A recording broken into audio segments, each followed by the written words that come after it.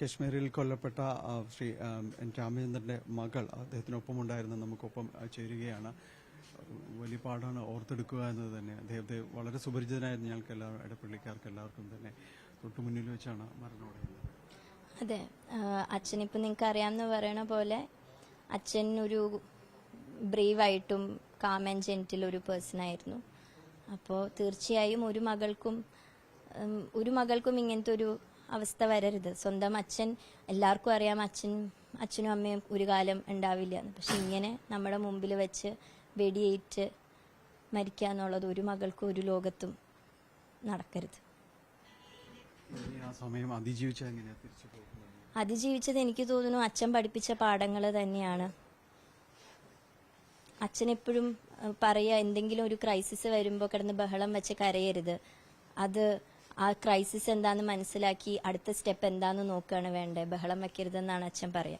പക്ഷെ ഞാൻ ആദ്യം ബഹളം വെച്ചിരുന്ന, ഞാൻ അച്ഛാന്ന് ഉറക്ക വിളിച്ച ആ ഷോട്ടിൽ, ആ ഗൺ ഷോട്ടിൽ അച്ഛാന്ന് ഉറക്ക വിളിച്ച് ഞാൻ അച്ഛനെ കെട്ടിപ്പിടിച്ചിരിക്കുമ്പോൾ എൻ്റെ മക്കൾ അലറിയ ആ ഒരു ഇതിലാണ് I came to my census.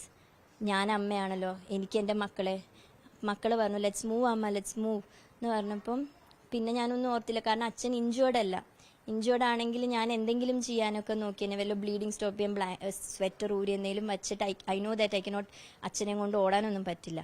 പക്ഷെ എനിക്കറിയായിരുന്നു അച്ഛൻ പോയി. അപ്പോൾ പിന്നത്തെ എൻ്റെ മക്കളെ സേവ് ചെയ്യുക എന്നുള്ളതാണല്ലോ. അമ്മയാവുമ്പോൾ നമ്മളെക്കാളും മക്കളെയും കൊണ്ട് ഞാൻ അച്ഛൻ പറഞ്ഞ പോലെ പാനിക് ആവാണ്ട് ചിന്തിച്ചു എങ്ങനെ പോകണം. അപ്പോഴാണ് ഈ അങ്ങോട്ട് പോകുമ്പോൾ പോണി റൈഡേഴ്സ് പറഞ്ഞതാണ്, കുതിരയ്ക്ക് ഓർമ്മയുണ്ടാവും എങ്ങനെയാണ് പോയെന്ന്. അവരെന്നും പോണ കുതിരകളാണ്, അപ്പം അവർക്ക് വഴി അറിയാം, അവരെ വഴി തളിച്ചു വിടേണ്ട, അവർക്ക് വഴി അറിയാം. അപ്പം ഞാൻ മക്കളോട് പറഞ്ഞു ലെറ്റ്സ് ഫോളോ ഈ കുതിരയുടെ ഫുഡ് സ്റ്റെപ്സ് ഫോളോ ചെയ്യാം.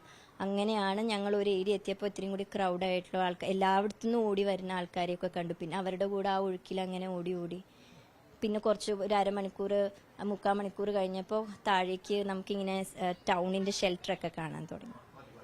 അങ്ങനെ രക്ഷപ്പെട്ടു.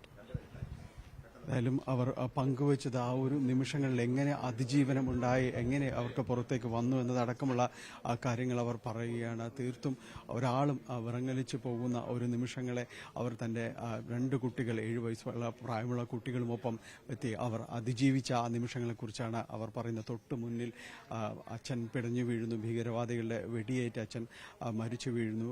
പക്ഷേ ആ നിമിഷങ്ങൾ അവിടെ നിന്ന് പുറത്തേക്ക് കുട്ടികളുമൊത്ത് 7 വയസ്സുള്ള കുട്ടികളുമൊത്ത് അവർ അതിന് പുറത്തേക്ക് കടക്കാൻ അവർ കാണിച്ചൊരു മനസ്ഥൈര്യവും കാര്യങ്ങളുമെല്ലാം ഉണ്ട്.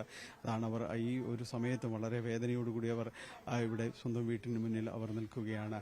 എങ്കിലും അത്തരം കാര്യങ്ങൾ അവർ മാധ്യമങ്ങളോടടക്കം പങ്കുവയ്ക്കുകയും ചെയ്യുന്നുണ്ട്. നാളെയാണ് രാമചന്ദ്രൻ്റെ ഭൗതിക ശരീരം സംസ്കാര ചടങ്ങുകളും കാര്യങ്ങളുമെല്ലാം തന്നെ നടക്കുന്നത്. പൊതുദർശനമടക്കമുള്ള കാര്യങ്ങൾ ക്രമീകരിച്ചിരിക്കുന്നത്.